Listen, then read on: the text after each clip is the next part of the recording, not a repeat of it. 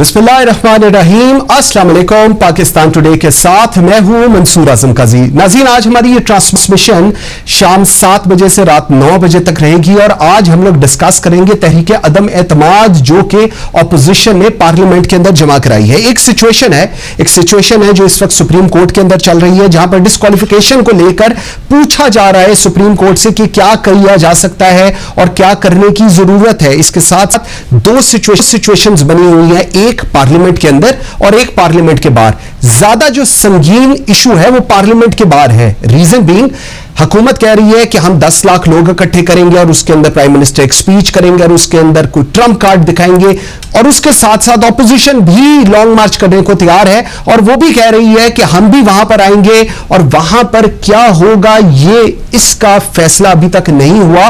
दोनों तरफ से सुप्रीम कोर्ट को इस चीज की अश्योरेंस दी गई है कि जी हम दोनों किसी किस्म का कोई मैन हैंडलिंग नहीं करेंगे, लेकिन नोबडी नोज जब सिचुएशन एग्रीवेट होती है तो उसका रिजल्ट क्या होता है। इसके साथ साथ रोल ऑफ इंस्टीट्यूशंस बड़ा इंपॉर्टेंट है। आजकल यह कहा जा रहा है और जिसकी दावेदार ऑपोजिशन है वही ऑपोजिशन जो पहले कहती थी कि जी टेलीफोन आते हैं इसलिए हुकूमत नहीं कुछ कर रही, इसलिए हुकूमत के लोग नहीं मिल रहे, इसलिए हम वोट ऑफ नो कॉन्फिडेंस नहीं ला सकते। लेकिन एज ऑफ टुडे ऑपोजिशन का यह दावा है कि टेलीफोन्स नहीं आ रहे और इसलिए हम वोट ऑफ नो कॉन्फिडेंस लाने जा रहे हैं। हुकूमत की साइड की एक स्टोरी है और एक ऑपोजिशन की साइड की स्टोरी है। हुकूमत कहती है, आज मनसेरा में जो प्राइम मिनिस्टर का तकरीर की उसके अंदर उन्होंने पूरा बताया कि हम लोगों ने क्या प्रैक्टिकली किया है इन पौने 4 साल के अंदर, और हुकूमत का यह दावा है कि ऑपोजिशन का यह दावा है कि हुकूमत ने कुछ नहीं किया और जिसकी वजह से एक आम आदमी की जिंदगी बद से बदतर हो रही है।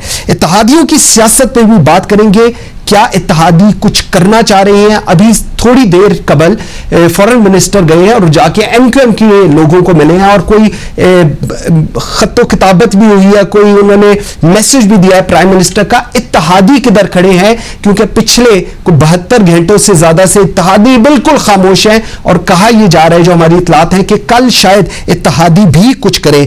सुनने में यह आ रहा है कि कोई सरप्राइज है, कोई ट्रंप का पत्ता है। वो ट्रंप का पत्ता क्या हो सकता है, हुकूमत के पास है या ऑपोजिशन के पास है, ये भी बड़ा इंपॉर्टेंट है।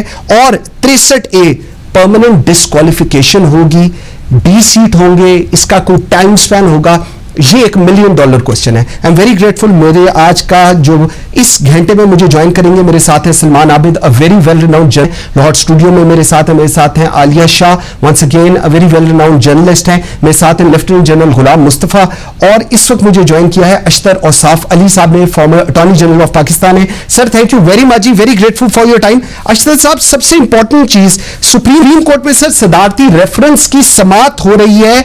सर, क्या फ्यूचर हो सकता है उन पार्लियामेंटेरियंस का जो ट्रेरी बेंचेस में है लेकिन वो प्राइम मिनिस्टर के हक में नहीं जाएंगे?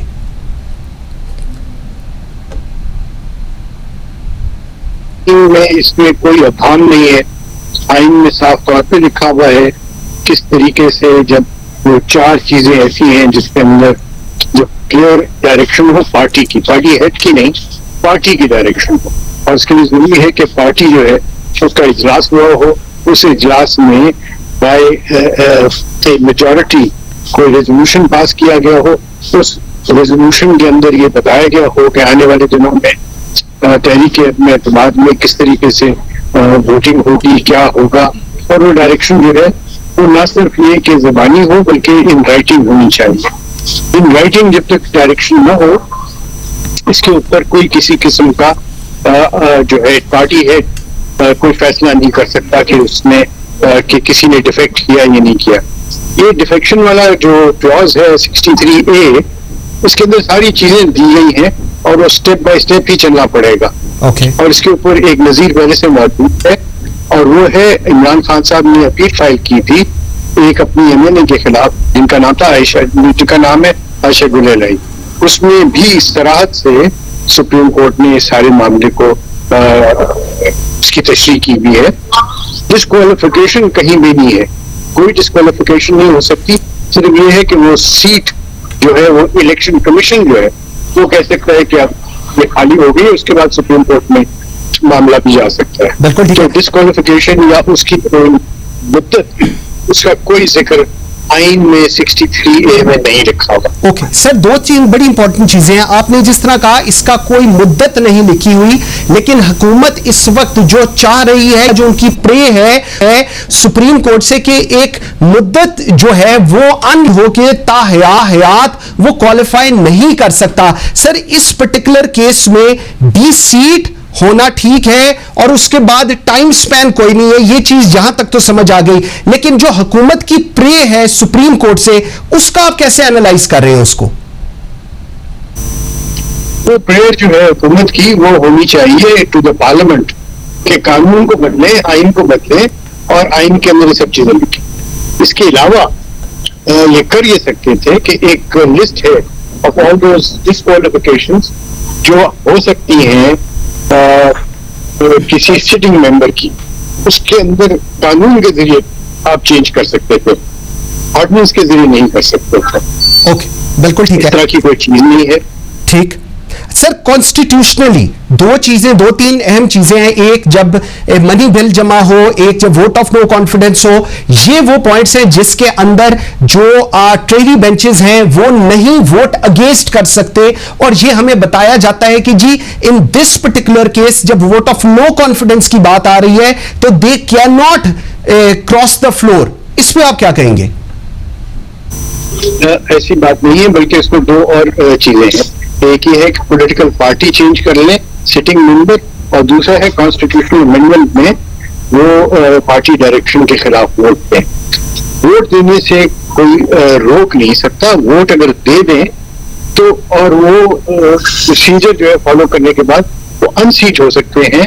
उनको वोट देने से ना स्पीकर रोक सकता है, ना उनका पार्टी हेड रोक सकता है, ना उनके और कोई रोक सकता है, ना कोर्ट रोक सकता है। वोट देने से उनको कोई रोक नहीं सकता, उनका हक है। और ये अगर कोई कहता है कि ये जो पार्टी की वो मरहून मिन्नत है वो गलत बात है, तो ऐसा नहीं है। ये पार्टी इलेक्शन जीत के लोगों को टिकटें नहीं देती, ये टिकटें होती हैं तो वो आती हैं, और इसीलिए इलेक्टेबल्स की बात आती है। बिल्कुल ठीक है, तो जो इलेक्टेबल्स हैं वो फिर पार्टी ज्वाइन कर जाते हैं और फिर ये सारा कुछ। और ये हमने देखा है कि बेशतर हजरात जो है पीटीआई में वो हैं जो इलेक्शन होने के बाद जिन्होंने ज्वाइन किया। बिल्कुल तो ऐसी बात बिल्कुल नहीं है। नंबर वन, उनको वोट देने से कोई रोक नहीं सकता। स्पीकर इसके ऊपर कोई किसी किस्म की रूलिंग नहीं दे सकता, कोई प्रीएम्प्टिव स्ट्राइक नहीं हो सकती, कोई ऑर्डिनेंस नहीं आ सकता। बिल्कुल सही है। अच्छा सर, ठीक हो गया। सर मुझे एक लास्ट पॉइंट, जी जी सर, मुझे एक लास्ट पॉइंट जरा ये भी बताइएगा, अगर ये तमाम मेंबरान चाहे वो 2 हो चाहे 12 हो, अगर ये रिजाइन कर देते हैं तो इस पर्टिकुलर केस के अंदर क्या होगा? क्या प्राइम मिनिस्टर को वोट ऑफ कॉन्फिडेंस लेना पड़ेगा या इट्स नॉट रिक्वायर्ड? ये दोनों सूरतों में मामला जो है ये एक बहुत ही पेचीदा हो गया है फॉर द रूलिंग गवर्नमेंट। अगर ये रिजाइन कर जाते हैं या इनको पार्टी से निकाल भी दिया जाता है तो क्या होगा? कमी आ जाएगी ना। जब कमी आ जाएगी तो वोट ऑफ कॉन्फिडेंस नहीं हो सकेगा। इसीलिए ये जो सोच थी गवर्नमेंट के अंदर, प्रेसिडेंट इस वक्त आने वाले 2-4 दिनों में प्रेसिडेंट वोट ऑफ कॉन्फिडेंस का कह दे प्राइम मिनिस्टर को, और इस तरीके से वोट ऑफ नो कॉन्फिडेंस को डिफीट किया जा सके, इसके ऊपर इसी वजह से आगे कोई अमल नहीं हो सका। क्योंकि वहां पे जब नंबर्स क्रंच किए गए, नंबर्स देखे गए, तो समझ ये आई कि अगर वोट ऑफ कॉन्फिडेंस लेना होगा और ये वहां पे न मौजूद हुए तब भी गड़बड़ हो जाएगी। बिल्कुल। और अगर इनको पार्टी से निकाल भी दिया गया तो फिर भी गवर्नमेंट गिर जाएगी। बिल्कुल ठीक है, ये है सिचुएशन। बिल्कुल ठीक है बिल्कुल ठीक है sir, thank you very much जी, I am very grateful for your time. मेरे साथ लेफ्टिनेंट जनरल गुलाम मुस्तफा साहब, आलिया शाह और लाहौर स्टूडियो में सलमान आबिद साहब। वंस अगेन जी वार्म वेलकम। जनरल साहब आपसे sir, late me start with you sir, क्या सिचुएशन बन रही है इस वक्त? जो ऑपोजिशन है वो कह रही है कि इदारे न्यूट्रल हैं, उधर से कोई टेलीफोन नहीं जा रहे, सो हमारे लिए विन विन सिचुएशन है, हम लोगों के लिए तो कोई इशू ही नहीं है वोट ऑफ नो कॉन्फिडेंस के अंदर जीत जाना। सर आप इसको कैसे एनालाइज कर रहे हैं, specifically with reference to what the opposition is saying जी? देखिए ऑपोजिशन इतनी ही श्योर थी, फिर मसला तो कोई है नहीं उनके लिए। वो आए, जो भी दिन जिस दिन वोटिंग होगी उनका मसला साफ हो जाएगा और इमरान साहब घर चले जाएंगे। इतनी सादा चीजें नहीं है। एक चीज तो मसूल याद रखिए सर कि इस वोट ऑफ नो कॉन्फिडेंस का जो भी नतीजा आएगा, इसमें इमरान खान साहब जीते हैं या इमरान खान साहब ना जीते हैं, अपोजिशन जीत जाए, जो भी जीत जाए, इसमें मुझे कोई शक नहीं है कि इस मुल्क के पाकिस्तान में जो अफरा तफरी है, ये जो सियासी अब्तरी आपको नजर आ रही है, ये बढ़ेगी, इससे कम नहीं होगी इससे। ओके क्योंकि एक तरफ मौलाना साहब है जो कह रहे मैं धरना लेके बैठ जाऊंगा, मैंने तो हर लिहाज से इनको निकालना है, चाहे मुंडे को जोक निकालना पड़े। दूसरी तरफ पीटीआई है जो बिल्कुल अपने पांव काट के खड़ी हो गई, हम नहीं जाएंगे, जो मर्जी कर रहे हैं आप लोग इससे। तो एक तो ये बड़ा क्लियर होना चाहिए। दूसरा, हुकूमत के पास रिसोर्सेज भी होते हैं, जराए भी होते हैं, और अगर ये हुकूमत समझदारी से काम ले रही है तो उनके पास सब कुछ मौजूद है कि वो इस कोर्ट केसेस के अलावा भी, अगर आप इन 10 को या 12 को निकाल दें, उतने ही नंबर अपोजिशन के कम हो जाएंगे। ठीक, अपोजिशन इन नंबर पर बैंक कर रही है ना 172 लाने के लिए, तो वो पूरा नहीं कर सकेंगे उसको। तो जब वो पूरा नहीं कर सकेंगे तो ओनस तो उनके ऊपर है, तो इमरान खान साहब उसमें नहीं जीते हैं। ठीक। और दूसरा, जो अदालत में कार्रवाई चल रही है और जिस तरीके से अटॉर्नी जनरल साहब ने अपने दलाइल पेश किए हैं, उन्होंने कहा कि सिंध हाउस में बैठकर लोगों ने अलग ऐलान ये बात कर दी है, वैसे लिया नहीं लिया वो अलग बात है। अब एक जुर्म आपके सामने हो रहा है, क्या आप उसको होने देंगे? उसके बाद इस पर कार्रवाई करेंगे? उसके बाद होगा क्या? ये इलेक्शन कमीशन के पास चला जाएगा, इलेक्शन कमीशन अपनी मर्जी से जब चाहे फैसला करे या ना करे, या ये केस चलता रहे। अगर फैसला हो जाए सुप्रीम कोर्ट में चले जाए, ठीक है, तो 1.5 साल तो आपको इसमें लग जाएगा इसमें। तो इशू ये है कि मुल्क में सियासी अब्तरी हमने पैदा कर दी है। अब इसको संभालना, अगर हमारा ये ख्याल है कि अपोजिशन आके संभाल लेगी, तो उसकी बहुत ज्यादा गलतफहमी है। अपोजिशन में भाग भाग की बोलियां बोलने वाले बैठे हुए हैं और उनके आपस में तजादात इतने गहरे, इतने ज्यादा हैं कि शायद इमरान खान साहब को निकालने हद तक तो मुत्तफिक हो जाएंगे। और जो भी मैं सुन रहा हूं, उन्होंने अपने अहदे भी बंदोबस्त कर लिए हुए हैं, ये ज्यादा दिन ये चढ़ेगी नहीं इंडिया। ओके, बिल्कुल ठीक। ये कंपनी नहीं चलेगी इससे, ये बता रहा हूं आपसे। आपस में लड़ लुड़ के बैठ जाएंगे एक दूसरे के साथ। बिल्कुल सही है। मसला ये है कि इस मुल्क को आपने इसे निकालना कि नहीं निकालना। ठीक ठीक। आलिया, आपकी तरफ से एक और बड़ी गलती हुई है। जी जी सर। नैरेटिव इमरान खान साहब के हाथ में आ गया है, जो आज से जब तक ये तहरीक नहीं आई थी उस वक्त तक तो महंगाई का जोर शोर था और लगी उड़ा के गवर्नमेंट अंडर प्रेशर है। ठीक है। लेकिन अब गवर्नमेंट के पास एक बड़ा वाजे है। एक तो इमरान खान साहब कह रहे हैं कि आप हक और सच का साथ दें, जिसको हक पर समझते हैं उसके साथ खड़े हो जाएं आप। उसमें उन्होंने कोई ये बात नहीं की कि जो भी लोग कह रहे हैं कि उन्होंने इस्लाम को बीच में लेके आए, नहीं। इसके बैकग्राउंड में रील चल रही है और बड़ी वाजे है। वो ये है कि भाई मैंने शुरू नाट कहा, मैंने कहा हम आपके गुलाम नहीं है, और 15 मार्च इस साल का जो बड़ी अहम दिन था, वो जो यूएन में करारदाद पास हुई है। जी बिल्कुल बिल्कुल। तो हमारी गलत फहमी, लोग इनसे मुतासर होते हैं। और ये जो बयानिया है जिसका फ्रंट टाइटल कुछ और है, पीछे कुछ और फिल्म चल रही है, इज होल्डिंग टेक्शन। ऑपोजिशन के पास इसके जवाब में कुछ है नहीं है करने के लिए। जो एक बयानिया ऑपोजिशन का जोर पकड़ रहा था, उन्होंने खुद ही इस करके अपने ग्राम से गिरा दिया है। फिर ऑपोजिशन के पास कोई प्रोग्राम नहीं है इस वक्त। क्या करेंगे वो? कैसे ये महंगाई कम करेंगे? कैसे ये पाकिस्तान के मसाइल हल करेंगे? ये ठीक ठीक सर, पॉइंट आ गया आपका। आलिया, आपकी तरफ में आता हूं, फिर मैंने सलमान आबिद से के पास भी आता हूं।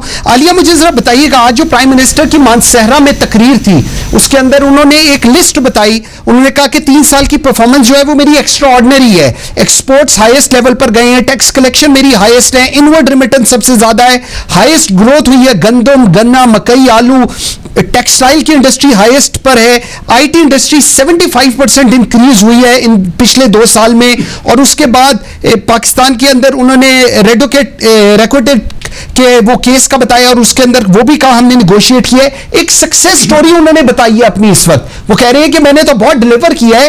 ये ऑपोजिशन और पंजाब की हद तक जो लोग हैं ये शायद बताने से कासिर हैं कि मैंने ये सब कुछ किया है। Do you agree on what Imran Khan साहब इज सेइंग? देखिए, अगर आप कुछ दिन पहले जाए जब इन जलसों का उन्होंने भी आगाज नहीं किया था, एक बड़ी सिचुएशन नहीं थी, इससे थोड़े बेहतर हालात थे हुकूमत के लिए, तो उस पर वो खुद अपने मुंह से ये कहते रहे कि ठीक है, हम ये मानते हैं कि जो हम करना चाहते थे वो हम उस तरीके से नहीं कर पाए, लेकिन हमारी कोशिश है कि हम ज्यादा से ज्यादा काम कर सके। लेकिन अब वो जो ये जलसे कर रहे हैं, असल में बहुत सारे लोग इन जलसों पर बहुत सारी बात करते हैं कि देखिए वो जो ऑपोजिशन है उसको टफ टाइम देने के लिए, उनका जवाब देने के लिए, अपने आप को मजबूत रखने के लिए, ये दिखाने के लिए कि मैं बहुत स्ट्रांग हूँ, मुझे इन चीजों से कोई फर्क नहीं पड़ता, नो कॉन्फिडेंस से मुझे कोई फर्क नहीं पड़ता, वो ये जलसे कर रहे हैं।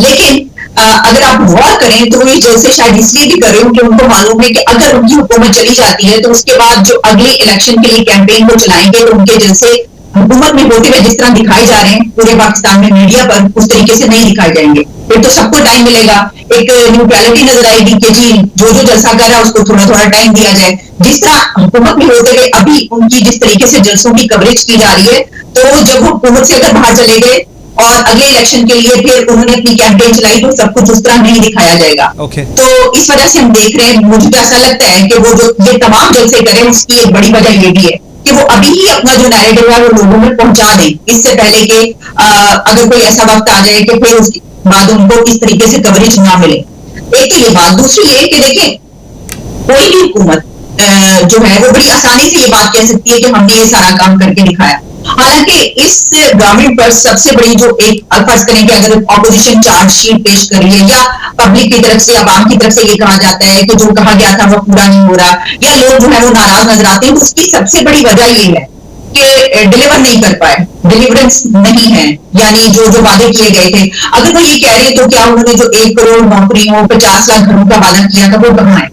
सबसे बड़े बड़े तो वादे ये थे। फिर उन्होंने ये कहा था कि पूरी दुनिया से लोग पाकिस्तान में आएंगे नौकरियां तलाश करने के लिए। फिर उन्होंने ये कहा था कि टूरिज्म को हम वहां पर लेकर जाएंगे जहां पे पूरी दुनिया से लोग यहाँ पर आएंगे। इसमें से कौन सा वादा पूरा हुआ? इसके अलावा भी बहुत सारी चीजें ऐसी बहुत, और फिर इकोनॉमी की जो सिचुएशन है, इकोनॉमी जहां पर है, महंगाई जिस दर्जे पर पहुंची हुई है, तो ये सब तो लोगों के सामने है। लेकिन ये बात तो देखें, ऐसे ही होता है ना कि अगर एक वजीर आजम कहीं पर कोई जलसा करने गया है और वहां पर हजारों लोग जमा है तो अपने लोगों को बताएगा क्योंकि आगे इलेक्शन आ रहा है, उसके पास ये बेस्ट टाइम है और अभी वो जानता है कि हमारी हुकूमत है, हम ये बता सकते हैं, तो वो लोगों तक अपनी ये बातें पहुंचा रहे हैं। बिल्कुल ठीक है, बिल्कुल। सलमान साहब, क्या जाना ठहर गया है? क्या अब इट्स ओवर, अब चीजें नहीं ठीक हो सकती, पॉइंट ऑफ नो रिटर्न पे आ गया है? उसके बाद आज की जो स्टेटमेंट है कि ये 3 चूहे इकट्ठे होकर मुझे हराने के लिए आए हैं, ये किस तरफ आप, क्या ये हम इलेक्शन मोड में जा रहे हैं या व्हाट इज दिस? देखिए, पहली बात तो ये है कि 3 बड़े प्लेयर हैं अगर प्राइम मिनिस्टर में जाना है। एक बड़ा प्लेयर तो है अपोजिशन, यानी पीपल्स पार्टी और पीडीएम की यूनिटी, अब वो मिलकर हुकूमत पर हमला आवर हुए हैं। दूसरी बड़ी ग्रुप जो है वो है आपकी इत्तेहादी जमातें, और ये 5 इत्तेहादी जमातें हैं, बाप और उसमें खासतौर पर जीडीए, एमकेएम, पीएमएलक्यू और अवामी मुस्लिम लीग। अब अवामी मुस्लिम लीग शेख रशीद एक ही बंदे हैं तो इस वक्त वो उनके साथ हैं। तो 4 इत्तेहादी जमातों ने अभी जिस वक्त मैं आपसे गुफ्तगू कर रहा हूं कोई हतमी फैसला इस तरह से नहीं सुनाया। तीसरा बड़ा ग्रुप जो है वो है जहांगीर तरीन ग्रुप और अलीम खान तरीन ग्रुप। अलीम खान ने तो कल शायद ऐलान कर दिया है कि वो न्यूट्रल रहेंगे, ना हमायत करेंगे ना मुखालफत करेंगे। अलबत्ता जहांगीर तरीन ग्रुप जो है वो इस वक्त एक बार्गेनिंग के अंदर जो है ना इस्तेमाल हो रहा है। तो ये तीसरी ग्रुप है जो इत्तेहादी जमातें हैं, सॉरी ये जो बागी ग्रुप है। अब इनके ऊपर जो है ना 2 तरह से हमले हुए हैं। एक हमला यह हुआ है कि हुकूमत चली गई है बुनियादी तौर पे कानूनी रहनुमाई लेने के लिए सुप्रीम कोर्ट में, ताकि इन लोगों को ताहयात नाहिल किया जाए या कोई मुद्दत जो है उसकी तय हो जाए, ताकि एक तलवार लटकती रहे और वोट देने से पहले मुझे पता हो कि अगर मैंने वोट डाला तो मैं नाहिल हो जाऊंगा, इसलिए वो वोट देने से गुरेज करें। एक बात। और दूसरी बात उसमें जो है वो ये है कि खासतौर पर इमरान खान साहब जो है वो सियासी जलसों में चले गए। अब वो सियासी जलसों में इसलिए चले गए, बहुत से लोग मीडिया के अंदर खास तौर पे ये परसेप्शन बिल्ड कर रहे थे कि इमरान खान साहब अपनी पॉपुलैरिटी खो चुके हैं, और यहां तक कहा गया कि अगर वो जलसों में जाएंगे तो लोग उनको जूतियां मारेंगे, उनके कैंडिडेट को जूतियां मारेंगे, कोई उनकी सुनने वाला नहीं है। लेकिन जलसों ने तो अभी तक का जो माहौल है वो साबित किया है कि इमरान खान अपनी पॉपुलैरिटी के अंदर जो है उन्होंने अपने आप को मेंटेन किया है। उसकी वजह यह है कि उन्होंने पॉपुलर स्टांस ले ली है, यूरोपियन यूनियन के बारे में बात कर दी, रशिया का दौरा कर दिया, चाइना का दौरा कर दिया, अमेरिका को एब्सोल्युटली नॉट कह दिया, तो बहुत सी चीजें ऐसी हो गई।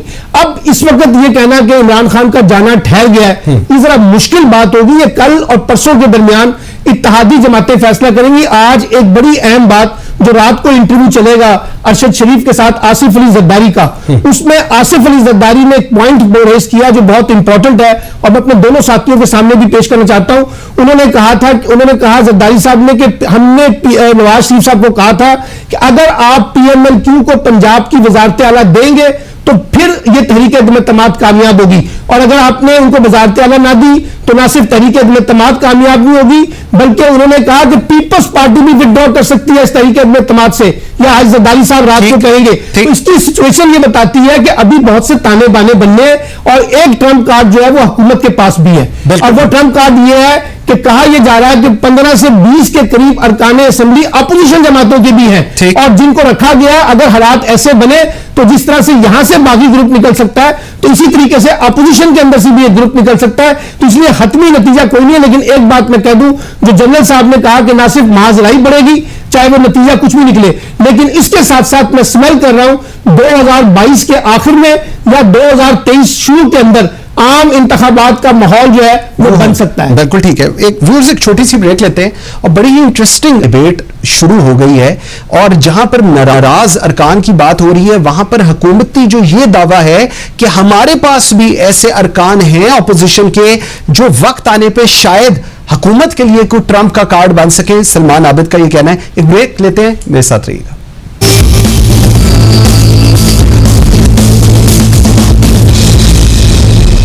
Welcome back after the break. जी जल साहब, ब्रेक पे जाने से पहले बड़ी एक इंटरेस्टिंग सिचुएशन है। इंटरेस्टिंग सिचुएशन ये है कि एक नाराज अरकान है, जिनमें से एक आधा आज मिला है प्राइम मिनिस्टर को, और उसने कहा है कि जी मेरे ये पॉइंट्स हैं, कुछ 4-5 उनके इश्यूज हैं, अगर वो एड्रेस हो जाते हैं तो मैं खान साहब को वोट दूंगा। कुछ लोग ऐसे हैं जो कहते हैं जी हम इंडिपेंडेंटली जीते हुए हैं, और हम लोगों को कहा गया था, हमें जहांगीर खान तरीन ने या ऑन ने या इमरान खान साहब ने खुद कहा कि हमें ज्वाइन कर लो, हमने ज्वाइन कर लिया। दूसरी तरफ चीफ मिनिस्टर पंजाब उस्मान बुज़दार साहब बिठा के लोगों को खान साहब से मिला रहे हैं, उन लोगों को जो ऑपोजिशन के हैं। सर, तो अगर ऑपोजिशन के लिए जो ऑपोजिशन कर रही है ये नाराज अरकान के साथ, अगर वो गलत है, तो ये जो हुकूमत की पॉलिसी है या जिस डगर पे वो चल रही है, क्या ये ठीक है सर? देखिए जी, आपकी सियासत में ना तो कोई असूल रह गया है, ना ही कोई आप जिसको बात कर रहे हैं उसको कोई बहस करने का इस वक्त रह गया हमारे पास। क्योंकि हुकूमत को कहा जाए तो वो कहते हैं हमने तो कुछ नहीं कही, खुद आए हमारे पास आके बयान दे रहे हैं, ये तो नहीं कहा कि हम आपके हक में जाएंगे, आपके खिलाफ जाएंगे। इससे पहले 6-7 अरकान जो है नून लीग के, वो अपनी पार्टी के खिलाफ बयान दे चुके हैं, लेकिन है वो नून लीग में बैठे हुए हैं उनके। इसी तरह जो नाराज अरकान है वो जब ये कह रहे हैं कि हम आजाद आए थे तो हमें कहा शामिल हो जाओ, वो इतने चूचे हैं कि उनको नहीं पता था शामिल होने का मतलब क्या है। उनको सब जाहिर था कि वो हुकूमती पार्टी में शामिल हो रहे हैं, उनको उसमें फायदा मिल रहा, शामिल हो गए। जिस वजह से शामिल हुए वो फायदा था तो शामिल हुए ना, वो कोई मतलब कोई इसी तरह तो बीच में आगे नहीं बैठ जाता। तो मतलब ये है कि अब एक चूंकि बहस छिड़नी निकली है और केस एक अदालत में पहुंच गया हुआ है, एक तो अदालत का मजबूत फैसला आइंदा आने वाली जो हमारी जमहूरियत जैसी भी है, मेरे ख्याल उसके लिए बहुत बेहतर होगा। ये एक तो उसे क्लैरिफिकेशन हो जानी चाहिए कि क्या फ्लोर क्रॉसिंग की इजाजत है, अगर है किन हालात में है, और अगर होती है तो उसके कॉन्सिक्वेंसेस क्या हैं या कोई कॉन्सिक्वेंस नहीं है। जो भी अदालत फैसला करेगी उस पर बहुत ज्यादा असरात होंगे हमारे आने वाले इलेक्शन में भी, आने वाले दिनों में भी। दूसरा ये है, जिसे मैंने पहले आपसे अर्ज की थी कि हुकूमत के जराए बेबहा होता है हुकूमत के पास। अब ये कैसे इस्तेमाल कर रहे हैं मैं नहीं जानता इस चीज को, लेकिन अब चूंकि गेम ऐसी बन गई है इस लिहाज से दोनों एक दूसरे के साथी तोड़ने को तैयार हो गए हैं।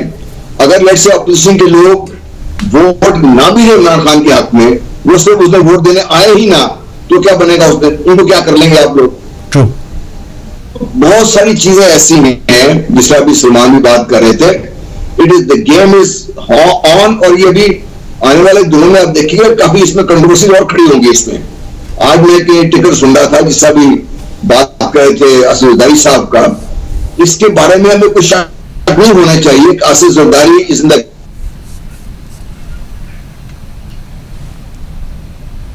जैल साहब की आवाज नहीं आ रही जी, जैल साहब की आवाज ठीक करते हैं। आलिया आपकी तरफ में आता हूं।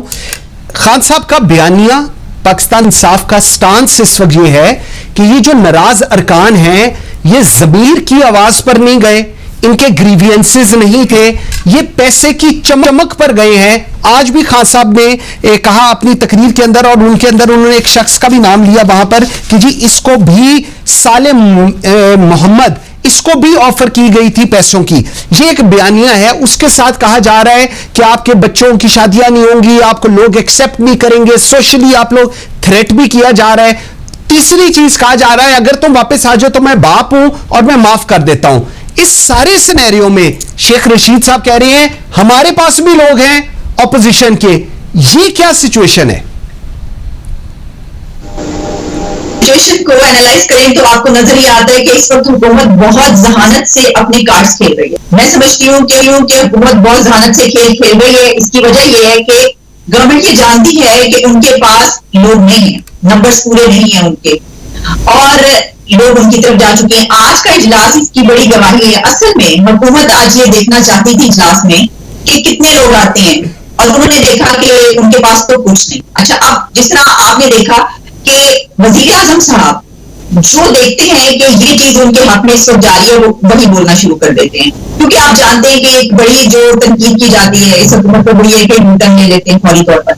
अगर वो ये कह रहे हैं कि ये लोग बेचे हैं, इन्होंने अपना जमीर बेचा है, तो फिर ऐसे लोगों को तो वापस लेने का कोई सवाल नहीं होना चाहिए एक वजीर आजम के पास, जो कि अखलाकियात की सबसे बड़ी अलमदार बनते हैं, जो कि सबसे बड़ा अलम बुलंद करते हैं अखलाकियात का, और वो इस्लाम की हर बात पर बात करते हैं, मजहब का जिस तरीके से वो इस्तेमाल कर रहे हैं। तो इस बुनियाद पर अगर वो सब बिके हैं जो कि खान साहब ने खुद खड़े होकर आज तक वो कह रहे हैं, तो फिर तो उनको वापस लेने का बिल्कुल सवाल ही पैदा नहीं होना चाहिए हुकूमत के पास कि आप उन लोगों को वापस लेंगे जिन्होंने अपना जमीन पेश किया, जो करोड़ों रुपए लेकर बिक गए। तो ये तो फिर आपकी पार्टी और दूसरी पार्टी में क्या फर्क रह गया अगर आपने उनको वापस ले लिया? ये तो ऐसे ही है। अच्छा, फिर दूसरी तरफ वो ये भी कहते हैं कि जिस तरह अभी ये बात हुई कि अहमद हुसैन दहर साहब जो हैं, उन्होंने ये जो कहा कि एकदम से उनकी तरफ से भी ऐसा नजर आया कि ये तो न्यूटन नजर आ रहा है कि वो कह रहे हैं कि मैं मेरी कुछ रिजर्वेशन है और मैंने पेश किए हैं, अगर वजीर आजम हमको देखते हैं तो मैं फिर अपना फैसला जो है वो देखूंगा। जबकि आज से पहले अगर आप देखें, इस इजलास से पहले तो क्या नजर आ रहा था कि किसी कीमत पर भी मानने के लिए तैयार नहीं थे, बल्कि एक टेलीविजन प्रोग्राम में आकर उन्होंने ये कहा था कि मैंने तो ऐसा कुछ कहा ही नहीं, मेरी बात को तोड़ मरोड़ के पेश किया जा रहा है। वो तो मेरे लिए एक वो थे, लीडर थे, मैं उनको तो पता नहीं किस उस पे बिठाता था, किस पेडेस्टल पे थे मेरे लिए, लेकिन जब मैंने ये देखा कि उन्होंने पीएमएलएन के कुछ लोग अपने साथ मिला लिए, तो उसकी बात से जो है वो मेरे लीडर नहीं गए। उन्होंने ये ऐसी भी कुछ बातें की थी। तो अब वो ये कहते हुए नजर आ रहे हैं। तो इससे ये नजर आ रहा है कि हुकूमत ने जो देखना था, जो तज्जिया करना था, इस वक्त बहुत जहानत से वो खेल रहे हैं कि उनके हाथ में कुछ नहीं है। लेकिन जब वजीर आजम ये कहते हैं कि उनके पास ट्रम्प कार्ड है, तो दरअसल वो ये टाइम मांग रहे हैं और देख रहे हैं कि शायद उनके हाथ में कोई ट्रम्प कार्ड आ जाए। और आप जानते हैं कि सुप्रीम कोर्ट में जो मामला चल रहा है उसकी वजह से वो लोग भी जरा शशो पंच में हैं जो इस वक्त उनकी जमात छोड़ के गए कि कहीं ऐसा ना हो कि उनकी डिस्क्वालिफिकेशन हो जाए। बिल्कुल ठीक है। सलमान साहब, आपने ट्रम्प कार्ड की बात की थी, मेरा दिमाग उधर ही रुक गया जरा। 2-4 इत्तेहादी मेजर, शेख साहब तो चट्टान की तरह खड़े, उन्होंने इस चीज का बता दिया, एमक्यूएम, क्यू, बाप और जीडीए, विद ऑल एवरीथिंग जो कि सिचुएशन है, GDA by virtue of anti peoples party वो खान साहब का साथ देगी, they like it, they don't like it. BAP party की रिजर्वेशंस क्या है, एमक्यूएम की रिजर्वेशंस क्या है, काफ लीग की रिजर्वेशंस क्या हैं, और वो हम सबको पता है, बार बार उसको बताने की जरूरत नहीं। ये क्या चाहते हैं जो अपोजिशन कहीं ना कहीं एग्री है इनको बांधने से, हवा के रुख पे चलेंगे इत्तेहादी या कुछ और करेंगे? देखिए, ये ज्यादातर ये जो चारों इत्तेहादी जमातें हैं ये प्रो एस्टैब्लिशमेंट जमातें हैं, ठीक, और ये अमूमी तौर पे एक काउंट का इंतजार करती हैं। लेकिन अभी तक जैसे अपोजिशन ने कहा कि हमारे यहाँ इस वक्त एस्टैब्लिशमेंट न्यूट्रल है, तो कोई कॉल नहीं जा रही किसी के पास, अब ये खुद से फैसला करने की कोशिश कर रहे हैं। अच्छा, अब काफ लीग का ख्याल ये था कि इसमें से उनकी लॉटरी निकल आएगी और वो पंजाब के वजीर आला बन जाएंगे, ना तो वो नवाज शरीफ साहब माने उनको वहां से, और ना इमरान खान साहब मानने के लिए तैयार हुए। तो इसलिए अगर मेरी पीएमएल ने उनको वजारत आला नहीं देनी तो वो पुरानी तनख्वाह पे ही काम करेंगे। आप ये मेरी बात लिख लें। एक बात एमकेएम के बारे में मेरा ख्याल ये है कि एमकेएम अगरचे उसको सूट करता है क्योंकि उसकी सियासत सिंध के अंदर महदूद है, पीपल्स पार्टी से वो ज्यादा गेन करना चाहते हैं, लेकिन पिछले 20 साल की अगर आप हिस्ट्री उठाएं तो इस तरह के कई माहिदे एमकेएम के और पीपल्स पार्टी के दरमियान हुए और पीपल्स पार्टी ने उसको बिट्रे किया, क्योंकि पीपल्स पार्टी कभी भी सिंध की शहरी आबादी को इख्तियारात नहीं देगी, ना वो एमकेएम को इख्तियारात देने के लिए तैयार है। इसलिए ये जो इस गाड़ी है ये भी चलने वाली नहीं है। ठीक है। बाप पार्टी के अंदर 2 ग्रुप बने हुए, एक जाम कमाल ग्रुप है और एक संजरानी ग्रुप है, इनके दरमियान एक खींचातानी है, लेट्स सी के वो कहां जाते हैं। इसलिए मुझे जाती तौर पे ये लगता है कि इत्तेहादी जमातों ने देखा कि इस वक्त आखिरी लम्हे में हम कहां जाएंगे जब वो सिचुएशन बनेगी। अगर ये सुप्रीम कोर्ट का फैसला ऐसा आ जाता है जिसमें उनके ऊपर नाअहली की तलवार लटक जाती है तो फिर आप देखिएगा कि ये लोग किसी और तरफ हुकूमत की तरफ वापस जा सकते हैं। एक बात, कल एमकेएम के बारे में कहा गया कि माहिदा हो गया है, उन्होंने उसकी आज तरदीद कर दी। पीएमएल-क्यू ने तो 4 दिन से चुप का रोजा रखा हुआ है। तो मेरा ख्याल है वो वेट एंड सी की पॉलिसी है। लेकिन एक बात मैं आपको कहना चाहता हूं, अगर आपने पाकिस्तान की सियासत को और जमहूरियत को आगे चलाना है और वजीर आजम को मजबूत बनाना है, सुप्रीम कोर्ट को एक बड़ा फैसला करना पड़ेगा। ये जो कोलिशन गवर्नमेंट्स होती है इसके अंदर ये जो खास तौर पे आजाद अरकान आते हैं या पार्टी के अंदर जो लोग होते हैं वो अमूमी तौर पे हुकूमत को, जमहूरियत को और प्राइम मिनिस्टर को ब्लैकमेल करके अपनी मनमानियां करते हैं। पॉइंट आगे टूटना चाहिए। ठीक हो गया। जल साहब, सर 3 पॉइंट्स हैं आपके लिए। एक अपना कमेंट जरूर क्लोज कीजिएगा जो आप पहले कर रहे थे। सर दूसरा, तकरीरों से यह अखज किया जा रहा है कि इस्टेब्लिशमेंट न्यूट्रल है। एक ये कहा जा रहा है कि जी पहले भी इत्तेहादियों को मैनेज किया जाता था, जिसे अभी सलमान साहब भी कह रहे हैं कि कॉल पर मैनेज किया जाता था, अब मैनेज नहीं किया जा रहा। सर ये प्रेशर हम देखते हैं एजे के गवर्नमेंट के अंदर भी आ रहा है, उधर भी एक फ्रंट ग्रुप बन रहा है, केपी के अंदर भी आ रहा है और बलोचिस्तान के अंदर भी आ रहा है। सर इसको आप कैसे फिर अगर हम इवेल्युएट करें, ये सिचुएशन क्या इवॉल्व होने लगी अब? देखिए, मैंने जो पहले बात आपसे की थी ना कि भाई we heading into a greater political chaos, और वो जिसका मेरा ख्याल है कि इसमें कोई शक रह नहीं जाता, जिस तरीके से अफवाहें चल रही हैं, इसके बाद कश्मीर में, उसके बाद बिल्कित बल्तिस्तान में, फिर आजाद कश्मीर में, फिर वहां उनका क्या ख्याल है कि ये करके बैठ जाएंगे, इमरान खान साहब उनको छोड़ देंगे ऐसे करने के लिए? और जो इमरान खान साहब जो अचीवमेंट्स अभी गिना रहे हैं उसमें गलत तो किसी ने साबित नहीं किया अभी तक किसी को। जो भी आप देख लीजिए, मेरा ख्याल है पहली दफा हमारे पाकिस्तान की तारीख में काफी अर्से के बाद आके मेजर डैंस पे काम करना शुरू हुआ है। Pakistan is heading into a disaster situation अगर हमारा पानी की कंजर्वेशन हमने ना की उसकी। It's a great achievement. फिर जो आपका एनर्जी का मिक्स था, जो हमने आईपीपी और दूसरे माहिरों के जरिए पाकिस्तान को इस जगह पे लाग खड़ा किया है कि 26 से 27 रुपए फी यूनिट बिजली पड़ रही है, इसमें इमरान खान साहब को तो कोई मुआहदा शामिल नहीं है। ये सारे मुआहदे पिछली हुकूमतों ने किए, हमारे गले पड़े हुए हैं, जिसकी वजह से आपका ये जो प्ले बैक अपने करने पैसे पैसे आपने देने हैं, इस साल 30 से 40 अरब डॉलर आपने वापस करने, वो कहां से आएंगे? तो जो अचीवमेंट्स हैं इमरान खान साहब को, उनको आपको एक्सेप्ट करना पड़ेगा। लेकिन इशू ये है कि उन अचीवमेंट्स का जो ट्रिकल डाउन इफेक्ट पब्लिक में होना चाहिए था वो आपको नजर नहीं आया, और पब्लिक के अंदर एक परसेप्शन बिल्डअप हो गई, वाकई महंगाई भी आई है, हम जैसे लोग महसूस कर रहे हैं, तो आम आदमी तो और ज्यादा महसूस कर रहा होगा इससे। ये वो चीज थी जो अपोजिशन के हक में थी, अपोजिशन को लेके चलते, अंदर प्रेशर रखते, तो मेरा ख्याल है कि उनके लिए अगला इलेक्शन इशू ना होता। अब आज के दिन से अगर आप देखना शुरू कर रहे हैं, जिसी के इमरान खान साहब जा रहे हैं, क्राउड अपना पुल कर रहे हैं, चाहे वो हुकूमती रिसोर्सेज इस्तेमाल कर रहे हैं, वैसे इस्तेमाल कर रहे हैं, लेकिन आपको ये तो मानना पड़ेगा कि एज ए इंडिविजुअल अगर आप देखें, रिगार्डलेस ऑफ पार्टी से लगा होकर देखें, आप आज भी अगर पाकिस्तान की कोई पॉपुलर शख्सियत में शामिल करते हैं तो इमरान खान साहब से पहले दूसरे नंबर में होंगे उसमें। ठीक, तो वो तो उनका क्रेडिट है उनका, आप कैसे उनसे क्रेडिट ले लेंगे उससे? इमरान खान साहब को डिस्क्रेडिट करने के लिए जो मुख्तलिफ बयानात अपोजिशन से आ रहे हैं उसमें कुछ तो अफसोसनाक भी है, लेकिन उनके पास गोइंग आफ्टर इमरान खान साहब कोई सॉलिड रीजन नहीं है। गवर्नेंस के इश्यूज हम सब चिल्लाते रहे खान साहब के बारे में, लेकिन जो अचीवमेंट्स है उनकी अपनी जगह पर हैं। जल साहब सॉरी जल साहब आपकी बात काट रहा हूं, मुझे एक शॉर्टली इस चीज का जवाब दीजिएगा। वोट ऑफ कॉन्फिडेंस पास नहीं होता, इमरान खान साहब स्टे कर जाते हैं, आपको लगता है कि खान साहब ने लर्न किया है इन पौने 4 साल में अपनी गलतियों से? बड़ा इंपॉर्टेंट सवाल है ये। देखिए, कोशिश तो हमारी सोच तो ये होनी चाहिए कि उन्होंने सीखा होगा इसमें, लेकिन उनकी सोच मेरे और आपसे मुख्तलिफ है वो। और वो अगर सीखना चाहते हैं तो किसी किसी पंजाब में मेरा ख्याल है कोई ही ऐसा आदमी रह गया हो जिसने ना कहा हो कि बुज़दार साहब अपने सिवा ये चले, उनके जो साथी इफेक्टिव रह गया पे करें। हालांकि इमरान खान साहब ने खुद ही कहा था कि पंजाब मेरे लिए पानीपत है, और यहाँ पर बुज़दार साहब की शख्सियत में जो चीफ मिनिस्टर रहे, उनकी परफॉर्मेंस ऑन ग्राउंड जो भी हो, लेकिन परसेप्शन ये है कि बहुत कमजोर है इनकी। बिल्कुल ठीक। अब उसको आप कैसे दूर कर सकते हैं? इनको मतलब सबके कहने।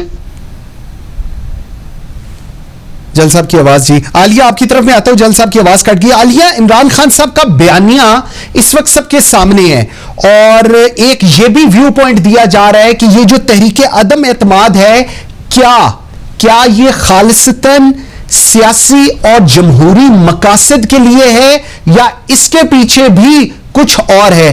इस आर्गुमेंट को, इस बयानिए को आप कैसे एवेल्युएट करेंगी? देखिए, अगर आप सवाल ये उठाते हैं कि क्या तहरीके अदम एतमाद से आम लोगों का कोई ताल्लुक है, पाकिस्तान के लोगों का, पब्लिक का, तो बिल्कुल इससे कोई ताल्लुक नहीं है। पाकिस्तान के जो लोगों के मसाइल है वो बिल्कुल कुछ और है इस वक्त, और ये जो कुछ सियासत में चल रहा है ये कुछ और है। इससे पाकिस्तान के लोगों का क्या ताल्लुक है? अगर आप जिनसे करें कोई भी, मैं कह रही हूँ हुकूमत, अपोजिशन, ये जो कुछ हो रहा है इस वक्त सियासत में, तो जो असल मसाइल है हमारे वो तो एक साइड पर रखे गए ना। इस वक्त तो एक ऐसी रस्साकशी है हुकूमत और अपोजिशन के दरमियान जिसमें एक दूसरे के ऊपर बाजी ले जाने की जो है वो कोशिश की जा रही है। तो लोगों से तो इसका कोई ताल्लुक नहीं है। हाँ, वो तो आप जानते हैं कि हाँ, जो हुकूमत में होते हैं जब आप, तो आपके पास इतनी ताकत होती है कि आप जलसों में लोगों को इकट्ठा कर सकते हैं। और वैसे भी हम ये नहीं कह रहे कि उनकी फैन फॉलोइंग खत्म हो गई है, बिल्कुल ऐसा नहीं कहा गया, ये तो पता चलेगा आगे। लेकिन जो आप ये बात करें कि इसके पीछे कुछ और भी है, तो देखिए, अगर आप माजी से लेकर अब तक पाकिस्तान में देखें तो कोई भी ऐसी, जब भी हम इस एक नुक्ते पर आते हैं, वैसे तो 75 साल हो गए, 75 ईयर्स के बाद भी हम अभी तक यही कहते हैं हर कुछ दिनों के बाद कि पाकिस्तान एक नाजुक मोड़ पर खड़ा है। तो इस वक्त भी वही नाजुक मोड़ हमारे सामने है और नाजुक मोड़ खत्म होने में नहीं आ रहा। तो आप जानते हैं कि जब ऐसा कुछ होता है, गवर्नमेंट्स जो है वो टॉपल की जाती हैं, उतरती हैं, तो उसके पीछे बहुत दफा ऐसा हुआ कि कू भी हुए, फौजी हुकूमतें भी रही 10-10, 11-11 साल, ये सब कुछ तो हुआ, इससे इनकार तो नहीं किया जा सकता, ये हकीकत है। तो फिर अगर कुछ लोग ये सवाल उठाते हैं कि देखिए इसके पीछे तो कुछ और है, तो फिर हो सकता है कि वो उसकी तरफ इशारा कर रहे हैं। और इसके अलावा एक और बात कि जी ये भी बात कही जा रही है कि ये तो एक आलमी साजिश है। हाँ। तो होता ये है कि हम अपना तमाम जो मलबा है वो हम हनूर और नसारा पे डाल देते हैं, यानी हम कहते हैं कि ये तो वेस्ट करवा रहा है, वो तो अमेरिका करवा रहा है, यानी वो सब लोग इतने फारिग बैठे हैं, इतना उनके पास फ्री टाइम है कि वो यहाँ पर देखेंगे कि क्या सियासत चल रही है, किसको लाना है, किसको उतारना है। इसकी वजह ये है कि मंसूर, अगर आप ये नैरेटिव लेकर चलते हैं ना, फिर तो आज तक जितने भी जो कहा जाता है कि जी मैं देख रही थी ये भी नैरेटिव चल रहा है कि भुट्टो को जो है वो भी बाहर वालों ने मरवाया, शेख मुजीबुर रहमान को उनको भी बाहर वालों ने मरवाया होगा, फिर जिया को भी बाहर वालों ने मरवाया होगा। तो भाई तो ये सब कुछ तो फिर आप जानते हैं पाकिस्तान की सियासत में ये होता है। बिल्कुल ठीक है। सलमान साहब, नाराज अरकान डीसीट हो जाते हैं तो फिर सिचुएशन इत्तेहादियों पे आ जाती है। इत्तेहादी फोन नहीं आ रहे, इत्तेहादियों को आपको लगता है आज भी ये डिस्कशन शुरू है कि क्या परवेज इलाही को दे देनी चाहिए पंजाब की वजारत आला? क्या कहें? देखिए, अगर मैं इमरान खान हूं और अगर मैं नवाज शरीफ हूं, जो जल साहब ने कह दिया हम में से कोई नहीं है। नहीं सुने, अगर मेरे पास ये पोजीशन हो इमरान खान की और नवाज शरीफ की, तो मैं किसी भी सूरत में चौधरी परवेज इलाही को वजारत आला नहीं दूंगा, क्योंकि वो एक स्ट्रॉन्ग कैंडिडेट है और उनके अंदर बड़ा पोटेंशियल है। तो फिर तो डोमिनेशन जो है अगले 1.5 बरस में उनकी हो जाएगी, पंजाब की पॉलिटिक्स में काफी रिवाइव हो जाएगी। मैं क्यों ऐसी खुदकुशी करूंगा? इसलिए ये बात तो मैं कम से कम मानने के लिए तैयार नहीं कि कोई इनको वजारत आला दे सकता है। एक बात अभी तो खबरें ये भी आ रही है कि चौधरी निसार साहब की भी एंट्री हो सकती है और चौधरी निसार साहब उस्मान बुज़दार की जगह वज़ीर आला के तौर पर भी सामने आ सकते हैं। अब पता नहीं इमरान खान ने क्या ट्रम्प कार्ड खेलना है, क्या ये ट्रम्प कार्ड तो नहीं है, ये देखना पड़ेगा। लेकिन मैं आपको एक बात कहना चाहता हूं, देखिए, हर 3 साल के बाद पाकिस्तान के अंदर सियासी फरीकैन के पेट में एक मरोड़ उठती है और हुकूमत बनाना और हुकूमत गिराने का खेल शुरू हो जाता है। और हमारे यहां लोग भी, मीडिया भी, ये जो आज मीडिया इस वक्त हुकूमत गिराने के मिशन में लग रहा है ना आपको, बड़ा जिसमें से कुछ लोग बड़े जज्बाती होकर बातें कर रहे हैं, जब ये हुकूमत चली जाएगी तो फिर कहेंगे यहां प्राइम मिनिस्टर को 5 साल काम नहीं करने दिया जाता। देखिए, एक तसलसल पैदा कीजिए अपने सियासी निजाम में, अपने जमहूरी निजाम में। तहरीक इत्तेमाद लाना आपका सियासी हक है, जमहूरी हक है, कॉन्स्टिट्यूशनल हक है, लेकिन सवाल यह है, ये हक ऐसा नहीं हो सकता कि आप लोगों की पार्टियों के अंदर डकैतियां करें, चाहे हुकूमत करे चाहे अपोजिशन करे, और उसके अंदर से तोड़ फोड़ करके, ये जो है ना जमीर की आवाज, पाकिस्तान में अगर कोई जमीर की आवाज होती तो आज हम पाकिस्तान की सियासत पर मातम कर रहे हैं। यहां तो सब लोग अपने अपने मफादात के लिए सवाल करते हैं, ऊपर से लेकर नीचे तक। ठीक हो गया। सलमान आबिद साहब, जनरल गुलाम मुस्तफा, आलिया शाह और अशतर रसाफ Ali, very much, I am very grateful आप लोगों ने मुझे प्रोग्राम के इस सेगमेंट में ज्वाइन किया है। व्यूअर्स, एक ब्रेक लेते हैं और उसके बाद हेडलाइंस होंगी और उसके बाद दोबारा आपके सामने हाजिर होते हैं अगले पैनल के साथ। मेरे साथ रहिएगा।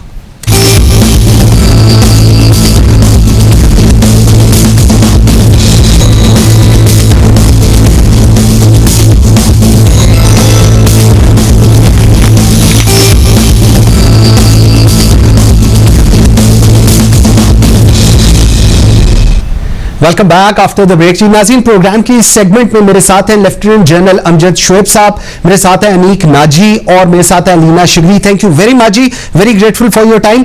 जनरल साहब, let me start with you sir. Sir, जो प्रोग्राम के फर्स्ट जो 7 से 8 में हमारी डिस्कशन हो रही थी सर, अब एक पोजीशन हमारी ये अपेरेंटली नजर आ रही है कि सुप्रीम कोर्ट के ऊपर सबकी नजरें हैं, ऑपोजिशन हो, हुकूमत हो, सारे लोग जो हैं, मीडिया तक, उनकी नजरें सिर्फ और सिर्फ सुप्रीम कोर्ट पर हैं। बिल्कुल ठीक है। अलीना, मुझे एक चीज बताएं, नाराज अरकान को लेकर जिस तरह की तज़हीक आमेज चीजें हम देखते हैं, गालियां निकाली जा रही होती हैं, इवन उसमें कुछ खवातीन भी हैं जिनके घरों के ऊपर तक का धावा बोला गया एंड ऑल दैट, और उसके बाद करेक्टर असैसिनेशन में देख रहा था वजिया कमर आके हमारे वो एक प्रोग्राम के अंदर कुरान पाक उन्होंने उठा लिया कि मुझे कुछ नहीं ऑफर किया गया, ना कोई पैसों की बात है। ये सारा कुछ हो रहा है और उसके बाद ये तक कहा जा रहा होता है कि जी आपके बच्चों की भी शादियां नहीं होंगी, सोशल जो सोसाइटी है वो आपको कबूल नहीं करेगी, लेकिन फिर कहा जाता है कि आप वापस आ जाए, मैं आपके बाप की तरह हूं। ये क्या, ये प्रेशर टैक्टिक्स है, इसको आप कैसे एनालाइज करेंगी? एब्सोल्युटली मंसूर, मैं इस हवाले से सिर्फ यही कहना चाहती हूँ कि ये वही लोग हैं जो कि आपने जिनको इलेक्टेबल समझा, आपने जिनको तरजीह दी, अपने पार्टी मेंबर्स और अपने जो पुराने लॉयलिस्ट जो आपकी पार्टी के साथ साथ आपकी जद्दोजहद के साथ जो है चले आए, आपने उनके ऊपर तरजीह दी। आपने उन लोगों को जिनके हवाले से कहा जाता था कि ये तो लॉयल्टी स्विच कर लेते हैं, फसली बटेरे और गॉड नोज क्या क्या अल्फाज इस्तेमाल किए जाते थे, तो ये उस वक्त बड़े बाज़मीर थे जिस वक्त आप इनको अपनी पार्टी में शामिल कर रहे थे, और फिर ये अचानक से जो है वो 3.5 साल के बाद बेजमीर हो जाते हैं जस्ट बिकॉज अगर ये आपके ओपिनियन के साथ नहीं। और आपको पता है मंसूर, ये बात सबके सामने कि ओपिनियन जो चेंज सिर्फ नहीं होते वो मुर्दे के नहीं होते, रियलिटीज तब्दील हो रही होती, नई रियलिटीज के बेसिस पे, नई डेटा के बेसिस पे आपके ओपिनियन चेंज होते हैं, और एक जिंदा आदमी की निशानी होती है कि जिसके ओपिनियन चेंज होते हैं। नूर आलम साहब जेन्युइनली फील्स कि जी उनको हल्के में जाके ये लोग जो है अगर जो वोट लेकर आते हैं वो अपने हल्के में जाके क्या अपना चेहरा दिखाएंगे अपने वोटर्स को, अपने लोगों को, कि अगर महंगाई, और आपको याद है गुज़िश्ता साल ये अभी नहीं उठे नूर आलम साहब भी, ये पहले भी कहते थे कि जी महंगाई के खिलाफ, और उसके बाद पार्टी में बड़ा वो सरजनिश भी हुई और बड़े एक फ्रिक्शन जो है जिसकी खबरें आती थी कि जी पार्टी में बड़ा फ्रिक्शन है नूर आलम साहब और पार्टी मेंबर्स के दरमियान, या इमरान खान साहब ने बड़ा इस चीज पे जो है इसको जो है रिमाइंड किया इस बात को कि जी कैसे इनराफ किया जा सकता है पार्टी से। तो मैं समझती हूँ कि ये बड़ा अनफॉर्चुनेट है जिस किस्म के अल्फाज इस्तेमाल किए जाते हैं और जज्बात में आके जो नीजर रिएक्शन देखे जाते हैं और उनके अपने पार्टी मेंबर्स के, फिर आप फिर वाकई आपने जो बात की कि जी जलसों में ये कहा जाए कि जी आप वापस आ जाए, गलती हो जाती है, मैं वापस आपको ले लूंगा, मैं गलती माफ कर दूंगा। आज भी मानसेरा के जलसे में खान साहब कह रहे थे कि जी साले मोहम्मद साहब जिनका मानसेरा से ताल्लुक है, 20 करोड़ रुपए की ऑफर हुई होगी, उनका नाम उसी लिस्ट में शामिल था जो खान साहब को जो है वो थमाई गई थी। तो इस किस्म की बात करना कि जी बड़े पैसे लगाए गए हैं, मशहूर कितनी बातें हमने सुनी है, असद उमर साहब ने लिखा है, एविडेंसेस मौजूद है, शवाहिद मौजूद है, तो फिर ड्यू प्रोसेस उसको फोरम पे जो है वो लेकर जाना चाहिए, ड्यू प्रोसेस जो है फॉलो होना चाहिए। एविडेंसेस सिर्फ एजम्पशंस पे या सिर्फ ये लोगों के सामने कहना कि जी वो बड़े शवायद मौजूद है, शवायद को सामने लेकर आना चाहिए, शवायद वेरी इंपॉर्टेंट और ये एक्शन इस पे होना चाहिए। नाजी साहब, ये बड़ा एक इंपॉर्टेंट चीज है, ये एक बहुत बड़ा इल्जाम भी है। ये जो MNAs हैं उनके ऊपर ये इल्जाम है कि सिंध हाउस के अंदर इनको 15-15, 20-20 करोड़ रुपए ऑफर किया गया है, और उसके बाद हम देखते हैं कि फॉरवर्ड ब्लॉक, जब हुकूमत ऑपोजिशन कह रही है कि जी ये अरकान हमारे साथ हैं, आज ही शेख रशीद साहब कह रहे हैं हमारे पास भी ऑपोजिशन के बंदे हैं। सर, तो इस तराजू में कौन सही है और कौन गलत है, इसको एवेल्युएट कौन करेगा?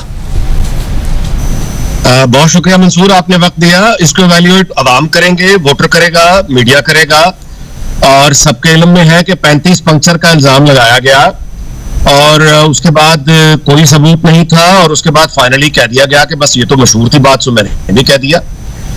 कहा गया कि ये सारे 4 चोर डाकू लुटेरे हैं, सिंगापुर में $1 बिलियन पकड़े गए हैं, उसके बाद टाइटाई फिश हो गया।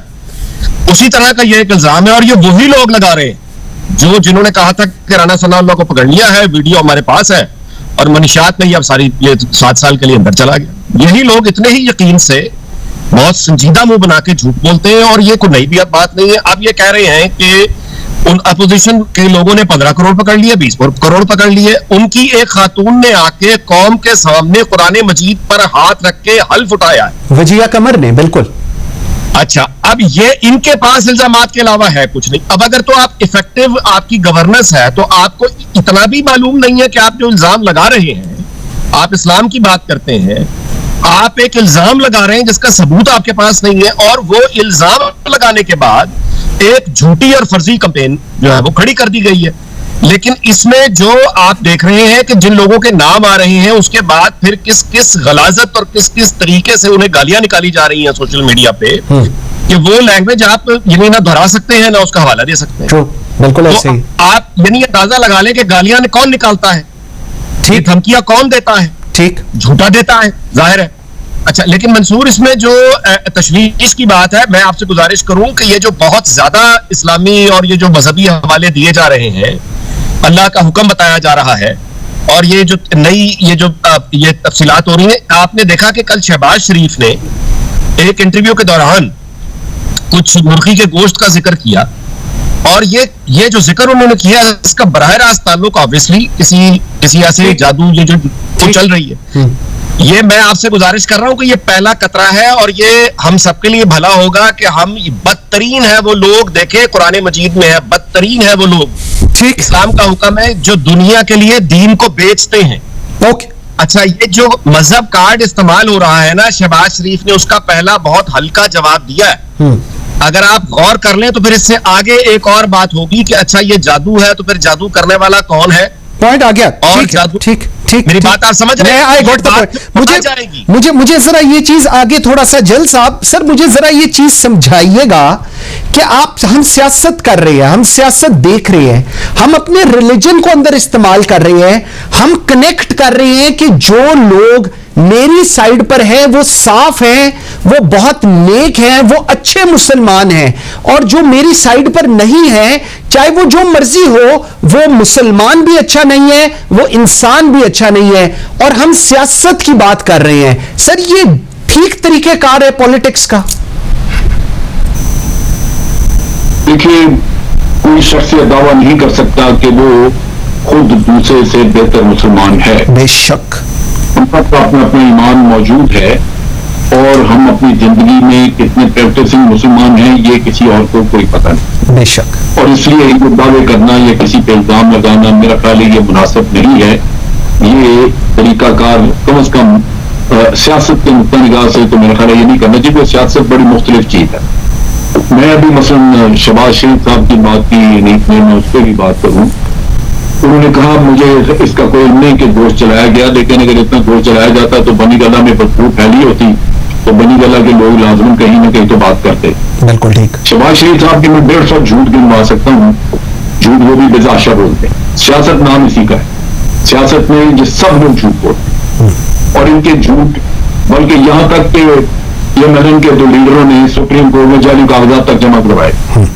तो ये बदकिस्मत थी कि आप कहा। फिर ये कि जो अलीना बात कर रही थी वो भी समझने की है अमीना ने जो बात कही वो कहा कि जी ये नोटें पहले भी उनके पार्टियों में आई है। वो जब पार्लियामेंट की मुद्दत खत्म हो जाती है और लोग जिस पार्टी के भी टिकट पे इलेक्ट होके आए वो टेन्योर खत्म हो जाता है, तो उस वक्त पार्टियां बदलने का रिवाज तो यहाँ इतना है कि आप देखिए कि मुशर्रफ के साथ जो सारे लोग थे उनमें से कुछ 60-70 के करीब पीपल्स पार्टी में चले गए जब उसका दौरे हुकूमत आया, और जब PMNN का हुकूमत आया तो 100 से ज्यादा उसमें चले गए। सो मच तो कि जाहिद साहब जाहिद मलिक जो कि जिन्होंने रेफरेंस बनाया मुशर्रफ के खिलाफ, वो उस वक्त मुशर्रफ के वजीर कानून थे जब उन्होंने वही लगाई वो इमरजेंसी, और उसी इमरजेंसी को चैलेंज करने के लिए बाद में वो नवाज शरीफ साहब के साथ थे।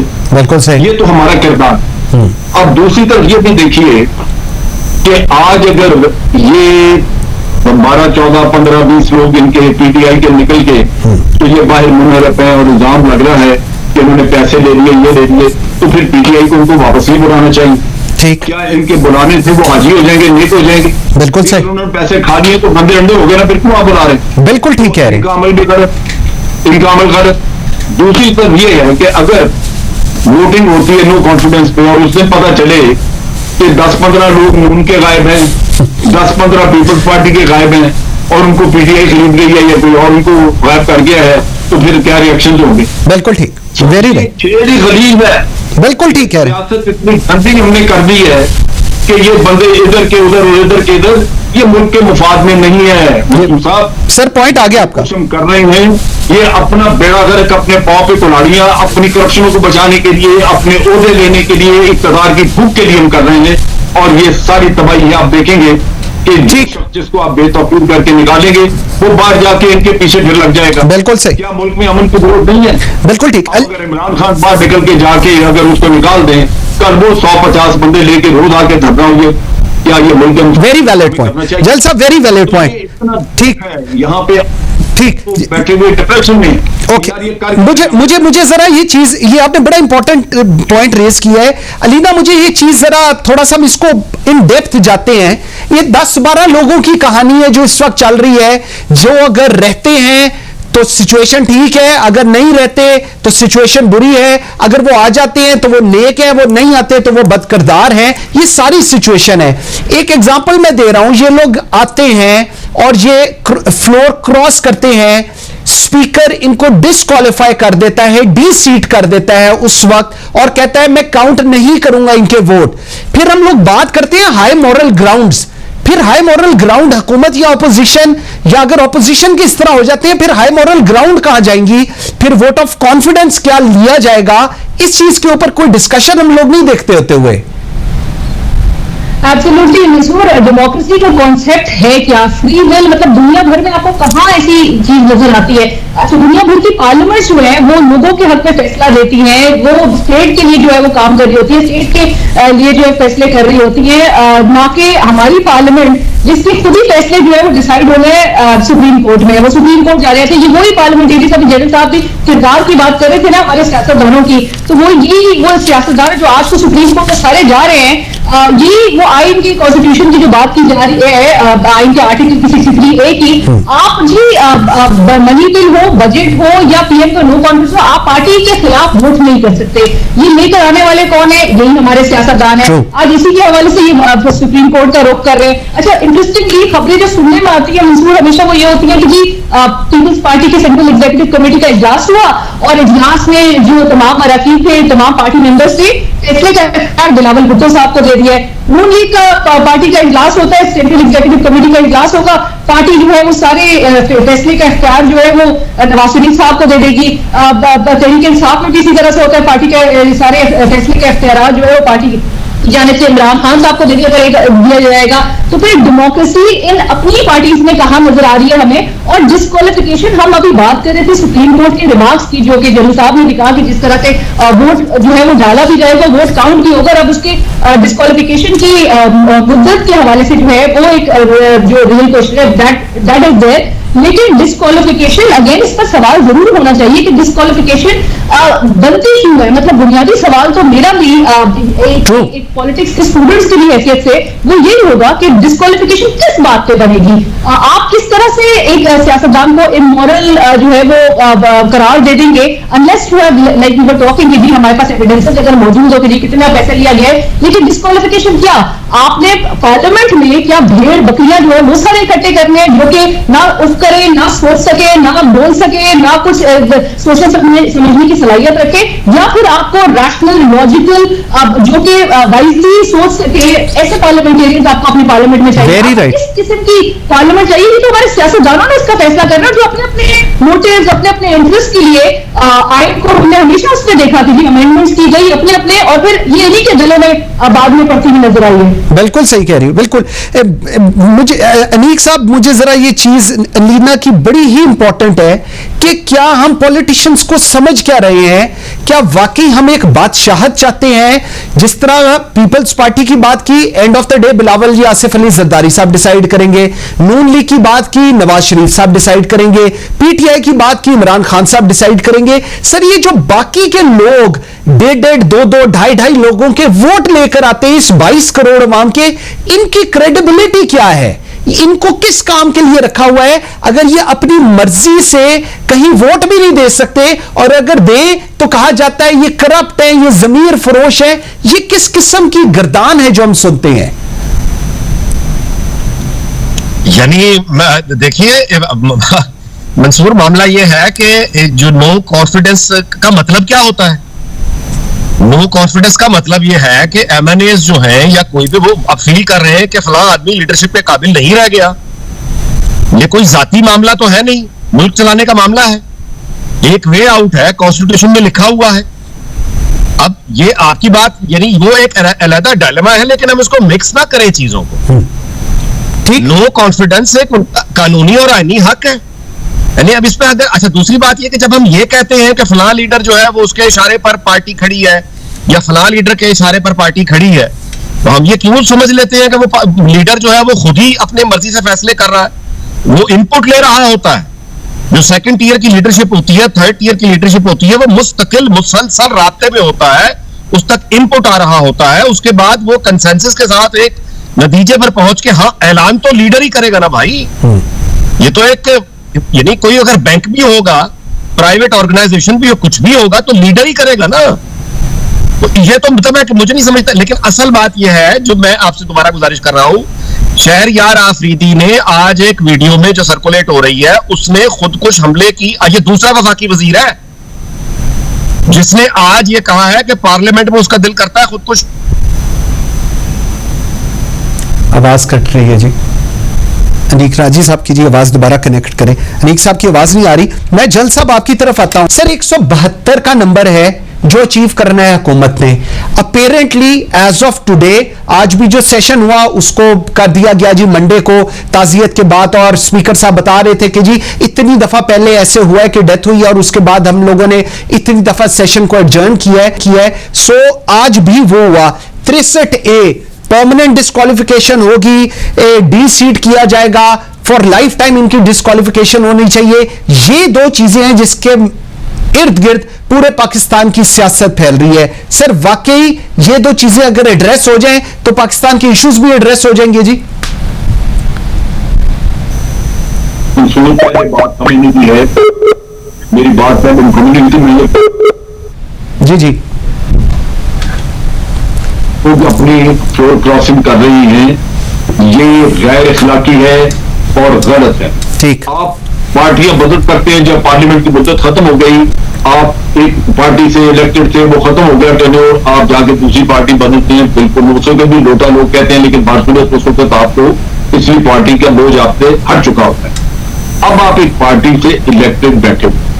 ये वो चीज थी जिसको फ्लोर क्रॉसिंग को खत्म करने के लिए आपने 18वीं अमेंडमेंट में ये तरमीम की कि जनाब ये फ्लोर क्रॉसिंग जो करेगा उसकी खत्म हो जाएगी, मेंबरशिप जो खत्म कर दी जाएगी। जिन लोगों ने 18वीं तरमीम बनाई आज वही फ्लोर क्रॉसिंग के लिए भागे फिर रहे हैं, वो करवा रहे हैं साथ।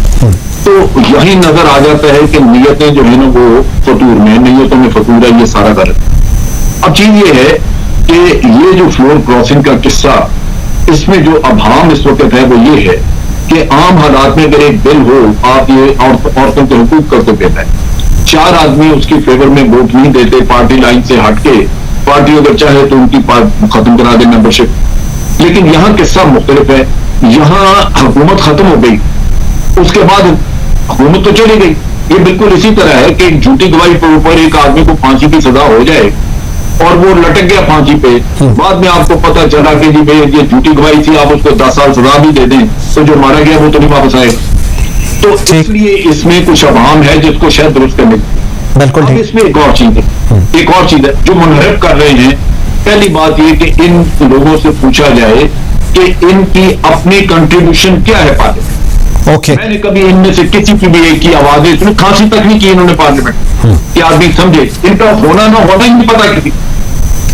सो इनके अपने मुफादात थे जो पूरे नहीं हुए और आगे बाहर निकल आए। दूसरा इसका एस्पेक्ट है वो ये है कि जब एक पार्टी में 172 लोग हैं जो कि एक हुकूमत को संभाल के बैठे हुए हैं, तो अगर 172 ये कहें कि जनाब इमरान खान साहब या नवाज शरीफ साहब हम आपकी इस चीज से एग्री नहीं करते, तो उसको बिल्कुल, या 172 का यूं कह लीजिए कि उसमें मेजॉरिटी अगर कहे कि हम आपसे इत्तेफाक नहीं करते, आपकी पॉलिसी ठीक नहीं है, तो बिल्कुल वो तो उसको पॉलिसी बदलनी चाहिए। ठीक। लेकिन अगर हर आदमी कहना शुरू कर दे कि मैं आपसे इत्तेफाक नहीं करता, 4 आदमी इत्तेफाक नहीं कर रहे, बाकी सारी पार्टी इत्तेफाक कर रही है, और वो 4 कहेंगे जी चूंकि मेरा ज़मीर जाग गया है मैं इत्तेफाक नहीं करता इसलिए मैं बाहर जा रहा हूं। ओके, ये जमहूरियत होगी।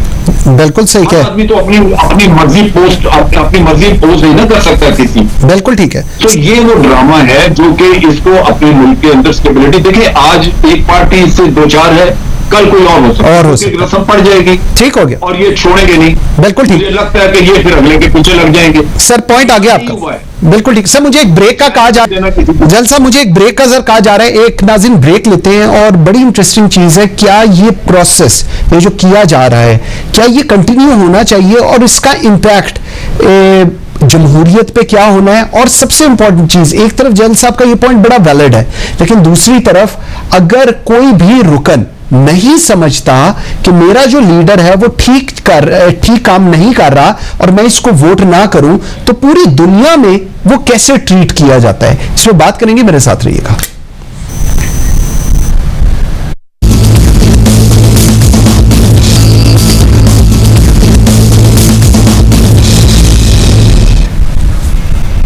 Welcome back after the break. जी अलीना, ब्रेक पे जाने से पहले एक बड़ी इंटरेस्टिंग सिचुएशन है।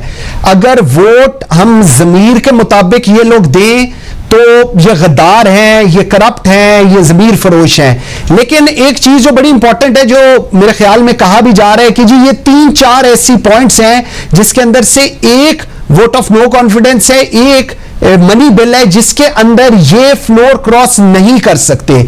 इस सारे के अंदर खान साहब का ये व्यू पॉइंट है कि मेरे पास एक सरप्राइज है, एक तुर्रम का पत्ता है जो मैं बताऊंगा एक दिन पहले। ये क्या चीज आपको नजर आ रही है?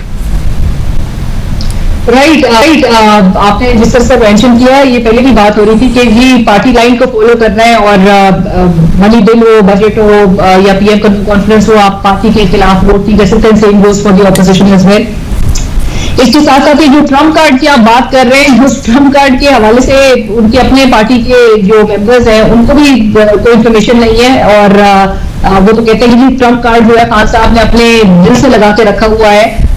मेरी इस हवाले से अगेन जो असेसमेंट जो आप कैलकुलेट ही कर सकते हैं जो चीजें, वो ये है कि मुझे ऐसा लगता है कि असद उमर साहब ने गुज़िश्ता चंद रोज कबल उन्होंने ये बात कही थी कि ये जो पार्टी से जो मुनहरफ अरकान हैं इनके हवाले से कुछ पैसे और जो फंडिंग की कुछ जिक्र किया था उन्होंने कि जी ऑपोजिशन ने कितना पैसा लगाया और क्या स्ट्रैटेजी इख्तियार किया और क्या हिकमत अमली इख्तियार किया और कितना पैसा इन पर लगाया है। इनको जो ऑफर्स और 18-20 करोड़ की जिस तरह से बातें हो रही हैं, सो उनके उसके सोर्सेस और वो एविडेंसेस उस हवाले से वो कहते हैं कि जी बड़े ठोस शवाहिद मौजूद है। सो एक ये और फॉरेन फंडिंग का बार बार जिक्र इनकी जानिब से किया जा रहा है कि जी फॉरेन फंडिंग इसमें इन्वॉल्व है और हुकूमत गिराने के पीछे, तो वो परहैप्स शायद अपने जलसे में 27 मार्च के उस किस्म के कुछ सोर्सेस या तो सामने लेकर आ सकते हैं, एविडेंसेस जो है वो सामने लेकर आया जा सकता है। लेकिन आज का ये बड़ा अफसोसनाक एक अमल जो देखने में आया वो ये था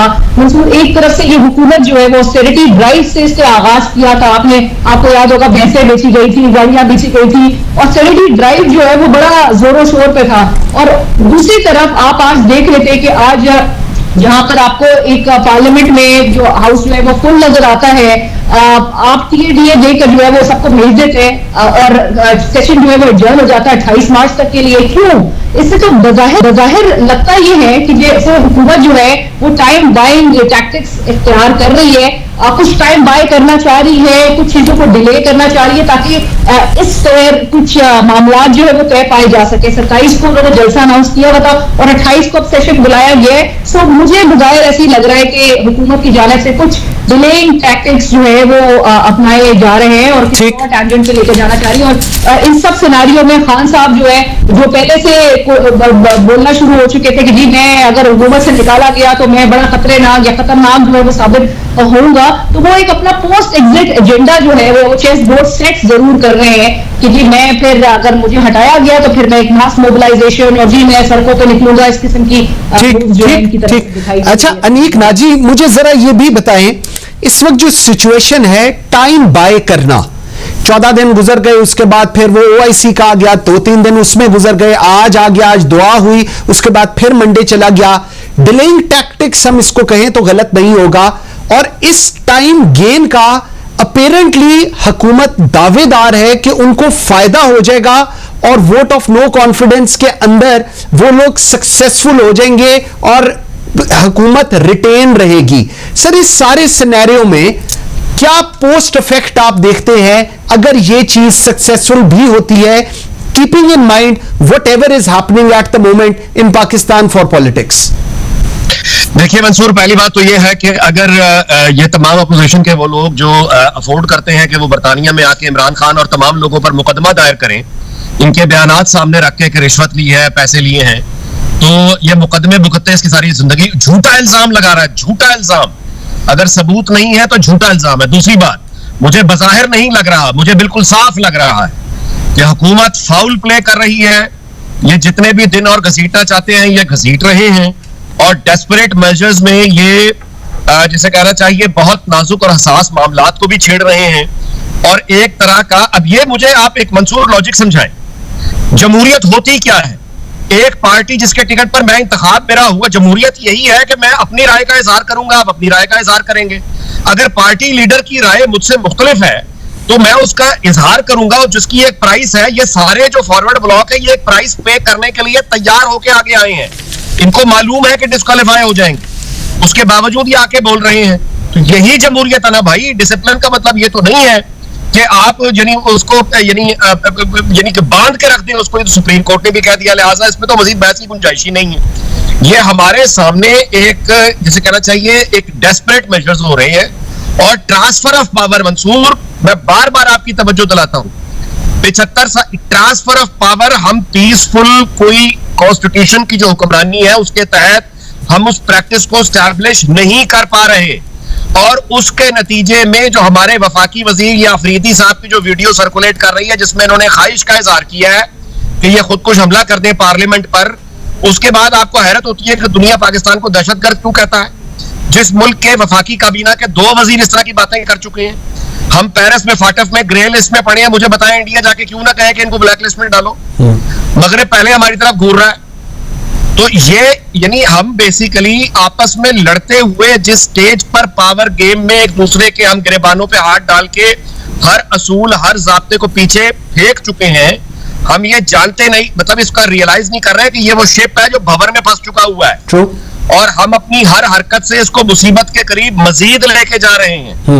अब मुझे ये बताइए कि OIC हुआ, ठीक है, उसमें खान साहब ने जो जाके स्पीच की, अब आपके सामने ये मुझे बता दें उसमें कोई मैच्योरिटी है? अच्छा, अब आज मानसरा में जो उन्होंने, अब मरियम नवाज ने आज जो आप जो तकरीर की है आपके इल्म में, उन्होंने नाम लिए हैं कुछ, मरियम नवाज ने कुछ नाम लिए हैं, 6 अरब रुपए की रिश्वत का तस्करा किया है। सही। जब ये बात करते हैं तो ये आगे से हक और बातिल की लड़ाई लेके खड़े हो जाते हैं। मंसूर, आप जानते हैं कि हक और बातिल की लड़ाई एक आम मुसलमान जो है, एक गुनाहगार मुसलमान मेरे जैसा, हक और बातिल की लड़ाई का मतलब यही समझेगा कि एक तरफ अल्लाह और उसके रसूल का रास्ता है, दूसरी जानिब शैतान का बताया हुआ रास्ता है। अब एक सियासत में जब आप मजहब का इस्तेमाल करेंगे तो वो सियासत में पहले तो लड़ाई ये है ना कि उसने अपने लीडर के लिए लड़ना है, उसने अपने लीडर के लिए लड़ना है, ठीक। लेकिन जब इसमें मजहब आएगा तो फिर वो अल्लाह और उसके रसूल के लिए लड़ेगा, लड़ने वाला। बिल्कुल सही, बिल्कुल ठीक। उसका अंजाम क्या होगा? बिल्कुल सही। अफगानिस्तान को देख के तसल्ली नहीं हुई है। पॉइंट आ गया आपका, वेरी वेल है, ठीक। जल साहब, सर दो तीन और पॉइंट्स हैं। एक, पहले दिन से कहा जा रहा है कि सेम पेज, उसके बाद कहा गया कि जी न्यूट्रल हो गए हैं, और न्यूट्रल के ऊपर फिर जो बातें हुई वो फिर बाद में उनके ऊपर कहा गया जी नहीं, इसका मतलब ये नहीं था। सर, इस सारी सिचुएशन में अगर इंस्टीट्यूशन नहीं कोई रोल अदा कर रहे तो क्यों चाहा जा रहा है कि रोल अदा किया जाए? सर, वाई हमारी ये एपेटाइट है, हमारी रिक्वायरमेंट है, इसको आप कैसे एनालाइज करेंगे? सबसे बड़ी चीज की बात है कि जब कोई पॉलिटिकल पार्टी जब मुश्किल में होती है वो हारती है। जैसे पिछले इलेक्शन हुए वो हारे, पूरे का जी एस्टैब्लिशमेंट ने हमें हरवा दिया। उससे पहले जजों का कहा कि उन्होंने हरवा दिया, और जब जीत जाए तो फिर आप कहें कि जी वो तो न्यूट्रल थे। तो बात यह है कि ये सियासत में, जैसे मैंने पहले भी कहा, मुनाफिकत और गलाजत खासी ज्यादा है, जिसकी वजह से होता है। मैं बड़ा खुश हूं कि अगर सारी पार्टी ये समझ लें कि फौज का कोई रोल नहीं है सियासत में। अगर न्यूट्रल का लफ्ज ना इस्तेमाल करें, न्यूट्रल नहीं होता। जो आईनी लफ्ज है वो यही है कि आर्मी का कोई ताल्लुक नहीं सियासत से। वो एक पार्टी को हो, दूसरी तीसरी किसी की भी हो, उनको उसमें से बाहर रहना चाहिए। तो जब भी उसमें दखल देंगे तो किसी न किसी का नुकसान होगा। है सारे पाकिस्तानी, ऑपोजिशन है वो भी पाकिस्तान की ऑपोजिशन है, हुकूमत है तो वो भी पाकिस्तान के लोग हैं, और फौज जो है वो सबकी है। तो इस वजह से मैं समझता हूं कि हमें वेलकम करना चाहिए अगर सब मुतमईन हो कि ये एक ऐसी सिचुएशन इस वक्त है कि फौज ने अपने आप को सियासत से, इनके प्रोसेस से दूर रखा हुआ है, तो बड़ी अच्छी बात है। दूसरी बात यह है कि जब हम ये बात करते हैं जमीन फरोशी और इन चीजों की, ये हर हाल में होती है और होती रहेगी। ये कोई कहे कि जनाब ये बिकते नहीं है तो ये बिकेंगे, सही, ये बिल्कुल मैं नहीं मानने को तैयार। उसकी वजह यह है कि ये लोग, मैंने पहले भी आपसे जिक्र किया, जो आज मुनहरफ हैं, इनके क्या असूल थे, किस असूल की बुनियाद पे ये आप कह लीजिए कि इन्होंने सियासत की थी? किसी चीज के ऊपर इन्होंने कभी अपनी असेंबली में राय का इजहार किया? कभी इन लोगों ने, सवाए नूर आलम के, नूर आलम मुखालफत करता रहा है अपनी पार्लियामेंट के ऊपर भी, अपनी पार्टी की वो करता रहा, उसकी मुखालफत या उसके ऊपर तनकीद करता रहा। उसके अलावा कभी किसी की आवाज नहीं सुनी हमने, हमें पता ही नहीं कौन है ये। सही। तो उससे आपको जाहिर है कि ये अपने मफादात के लिए दाएं बाएं फिरते हैं, मफादात किसी भी शक्ल में मिले हो वो होगा। अब बात यह है कि जब 18वीं तरमीम में इन सबको, और ये यूनानिमसली इन्होंने किया था, पहले तो ये मसला नहीं था। 18वीं तरमीम में आके इन सब ने कहा जी कि ये फ्लोर क्रॉसिंग जो है ये बड़ी गंदी चीज है, इससे लोग हैं ये जमीन बेचते हैं, ये होता वो होता। सब ने यूनानिमसली इस कानून को पास कर लिया। क्या जरूरत है भाई? अगर जमीर ही इस्तेमाल हो रहा है, और जमीर आप सारे समझते हैं कि साफ आ चुके, पीटीआई के लोग मनोरम है तो जमीर ठीक, उनके जमीर बड़े सही है, तो माल नहीं उन्होंने खाया, तो 18वीं तरमीम को अमेंड करें ताकि ये किस्सा खत्म हो जाए, कानून निकल जाए, जो जिसका जी चाहता करता रहे, कोई शिकवा नहीं होगा किसी को पूरे कानून में। आज कानून की वजह से ये आप मसले में फंसे पड़े। कानून इन्होंने बनाया था 18वीं तरमीम जो लेके आए थे। तो ये एक ऐसा इशू है। अच्छा, और यही चीज आपको नजर आएगी, यही पीएमएलएन या पीपल्स पार्टी रोती रोती नजर आएगी अगर उनके लोग इस तरह चले जाएंगे। और होगा, हर पार्टी में ऐसे लोग मौजूद हैं जो सिर्फ अपने मुफादात के लिए बैठे हुए हैं। अगर आप मसलन पीएमएलएन की सियासत देख लें तो आपको बहुत एक्टिव चंद लोग नजर आएंगे, बाकियों का पता नहीं कि किधर है। बिल्कुल ऐसे, सही कह रहे हैं। जब निकलेंगे वो अपने मुफादात के लिए बाहर निकलेंगे। इसी तरह पीपल्स पार्टी के आपको 10-15 लोग नजर आएंगे जो बड़े एक्टिव हैं, बाकियों का पता नहीं किधर। वो मैदान में आएंगे अपने मुफादात के लिए। तो ये सियासत का मसला है हमारा, हमें ऑब्जेक्टिवली सोचना चाहिए कि सियासत ठीक कैसे करना। ठीक हो गया, पॉइंट आ गया सर। कबीर की आवाज पे जाना चाहिए तो 18वीं तमीम में से वो निकाल दें, खत्म कर दें सर। पॉइंट आ गया बिल्कुल। अलीना, इत्तेहादियों की सियासत में इस पे हम लोग बात नहीं कर सके इस सेगमेंट में, क्या होने जा रहा है? PMLQ, MQM, GDA और BAP party. GDA by virtue of anti peoples party, they are with the government. बाकी ये जो तीन है, ये किधर टिल्ट आप देख रही हैं? क्योंकि स्टेटमेंट्स नहीं आ रही, बिल्कुल खामोशी है। शायद हवाओं का रुख देखा जा रहा है, या प्रोग्राम के फर्स्ट सेगमेंट में भी कहा जा रहा था कि शायद अब फोन नहीं आ रहे इसलिए डिसाइड नहीं कर पा रहे। क्या कहेंगे इसके ऊपर?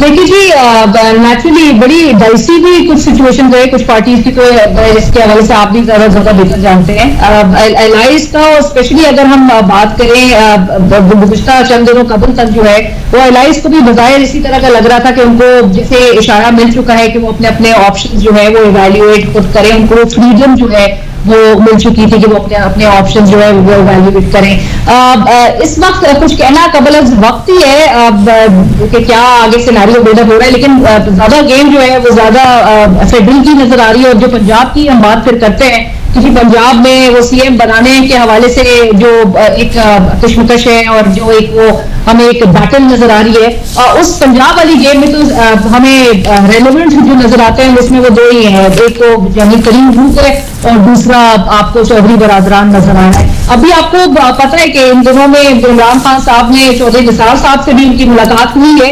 That is also too much into news के भाई के आया कि ये मुलाकात के पीछे भी कुछ अवामिल हो सकते हैं, और क्या ये फिर रूटीन की एक मुलाकात है कि जी 40-50 साल का उनका एक पुराना ताल्लुक है, या फिर जिस तरह से कुछ जराए कह रहे हैं कि इमरान खान साहब ने चौधरी निसार साहब को कुछ ऑफर भी की है। तो that is also yet to be seen कि किस किस्म के आगे वो सरप्राइज जो है वो इमरान खान साहब का क्या हो सकता है। बहरहाल, लेकिन जो इत्तेहादी है वो इत्तेहादी नेचुरली वो जिस तरह के स्टेटमेंट सामने आए हैं मंसूर, लगता है कि इमरान खान साहब ने कई मामला ऐसे जिसमें ताखीर कर दी है, कुछ अपने एक पोजीशन की भी वजह से, एक एटीट्यूड की भी वजह से सबको साथ लेकर चलना था। बड़ी देर की, बड़ी ताखीर की वो मुलाकातें जो वो अब कर रहे थे, या वो अब जो जिद्दोजहद वो जो स्ट्रगल कर रहे थे कि इत्तेहादियों को बनाया जाए, उनके पास जाया जाए, कुछ एक पहले अगर होता तो फिर ठीक पॉइंट आ गया जी, ठीक हो गया। आपके अंदर से भी आवाजें ना उठना शुरू हो जाती। ओके, अनीक नाजी साहब, लास्ट क्वेश्चन है मेरा। 3 महाज हैं जिसके ऊपर हुकूमत और ऑपोजिशन लड़ रही है। एक, सड़कें, दोनों सड़कों पर हैं, दोनों थ्रेट्स कर रहे हैं कि हम ये कर देंगे और वो कर देंगे। सुप्रीम कोर्ट ने डायरेक्शन दी है किस हद तक उसके ऊपर अमल दरामद होगा ये हमने देखना है। मालाकंड की स्पीच है जहां पर, और आज की, जिसके अंदर नाराज अरकान के ऊपर एक मलबा डाला गया और माफी भी दी जा रही है। और तीसरी जो सबसे इंपॉर्टेंट है, हुकूमत कह रही है कि हमारे पास ऑपोजिशन के लोग हैं, ऑपोजिशन कह रही है हमारे पास हुकूमत के लोग हैं। सर, तो इसका नटशेल क्या है? फिर हम लोग क्या समझें कि ये क्या होने जा रहा है अब? नक्सल वो तो आज हकीकत सामने आ गई है। उनके पास, ये हुकूमत भी जानती है उनके पास मेजोरिटी नहीं है, हम भी जानते हैं, सबको पता है कि हुकूमत मेजोरिटी लूज कर चुकी है, और मेजोरिटी लूज चूंकि वो कर चुकी है, लिहाजा उसकी सारी की सारी जो प्लानिंग है वो, यानी वो अनकॉन्स्टिट्यूशनल मीन्स की तरफ जा रहे हैं, वो एक्सट्रीमिज्म की तरफ जा रहे हैं, वो फसाद मांग रहे हैं, वो खुली धमकियां दे रहे हैं, वो वीडियोज अपने लोगों की बनवा के कि लड़ाई की तैयारी हो रही है वो वायरल करवा रहे हैं, वो धमकियां दे रहे हैं, वो यहां तक कह चुके हैं कि अच्छा ठीक है 10 लाख का मुजस्मा होगा, मौजमा होगा, उस क्राउड में से फिर जो एमएनए गुजर के आएगा वो चला जाके दिखा दे। वो तो सुप्रीम कोर्ट ने आके यानी इस चीज को रोका है। तो वो खुलकर गुंडागर्दी कर रहे हैं, हुकूमत के सारे वसाइल इस्तेमाल कर रही है, सारे का सारा सरकारी पैसा है। ठीक। और ये जब हुकूमत से जब ये बाहर आएंगे तो ये बड़ा जरूरी है कि इन पर जो मुकदमात बने उन पर ये इनकी जो आज ये जलसे के जो खर्चे हो रहे हैं, ये तैयारियों में करने की जरूरत है। बिल्कुल ठीक है। अनीक नाजी साहब, ठीक हो गया। अनीक नाजी साहब, thank you very much. Alina Shigri, बहुत शुक्रिया। Lieutenant general Amjad Shoaib, thank you very much. At the end of the program आज इस ट्रांसपेरेंट के ऊपर, और मेरे ख्याल में पूरा मुल्क इस बात से एग्री करेगा, सबकी नजर सुप्रीम कोर्ट के ऊपर है। सुप्रीम कोर्ट क्या डायरेक्शन देती है, लेकिन मैं आज भी ये कहूंगा, ये फैसले पार्लियामेंट में होने चाहिए। आप हर चीज जब सुप्रीम कोर्ट के अंदर लेकर जाते हैं तो आप खुद इंस्टीट्यूशन को ऐसा प्रेजेंट करते हैं कि जी हम तो बड़े दूध के धुले हुए हैं, फैसला तो इधर से आया था। फैसला करने के लिए इस 22 करोड़ अवाम ने आप लोगों को वोट दिया है। अगर आप लोग इस कैपेबल नहीं है, अगर आप लोग में इतनी हिम्मत नहीं है और आपके वो हाई मॉरल ग्राउंड्स नहीं है कि आप पार्लियामेंट के अंदर फैसला करें कि क्या होना चाहिए किस सिचुएशन के अंदर, सो स्टॉप ब्लेमिंग कि इंस्टीट्यूशंस क्या कर रहे हैं, वो अपनी जो लाइंस हैं उनको क्रॉस कर रहे हैं, बिकॉज एज ऑफ टुडे आप लोग खुद चीजें भेज रहे हैं उनके आगे कि जी आप फैसला करें। Thank you very much. बशर्ते जिंदगी आपसे मुलाकात होगी कल। मुझे मंसूर आजम काजी को इजाजत दीजिए। अल्लाह।